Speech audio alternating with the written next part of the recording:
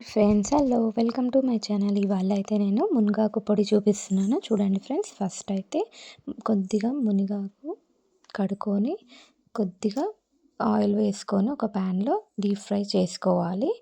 Next అదే pan అది fry అయ్యాక కరివేపాకు కూడా కడిగి పెట్టుకొని కొద్దిగా అందులోనే వేసుకొని ఫ్రై చేసుకోవాలి. ఇవి రెండు బాగా రోస్ట్గా ఫ్రై అవ్వాలి.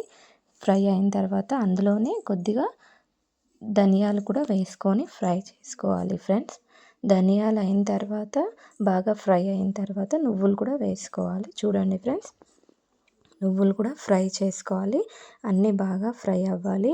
అయిన తర్వాత దానికి తగినట్టు ఎండుమిర్చి సగం సగం కట్ చేసుకొని ఇలా వేసుకొని ఇవి కూడా ఫ్రై చేసుకోవాలి. కొంతమంది పప్పులు కూడా వేసుకుంటారు, శనగపప్పు, కందిపప్పు, కానీ అది ఒకలా టేస్ట్ ఉంటుంది, ఇది ఒక టేస్ట్ ఉంటుంది. మాకైతే ఇది నచ్చిందని మేము ఇలా అయితే చేసుకుంటాము. చూడండి ఫ్రెండ్స్, జీలకర్ర, తగినట్టు ఉప్పు, చిటికెడు పసుపు వేసుకొని అదంతా అయ్యాక చల్లారబెట్టుకోవాలి. ఎల్లిపాయలు కూడా వేసుకొని మిక్సీ జార్లో అయితే ఇలా పట్టేసుకుంటే పొడి ఇలా వస్తుంది. మీకు నచ్చినట్టయితే సబ్స్క్రైబ్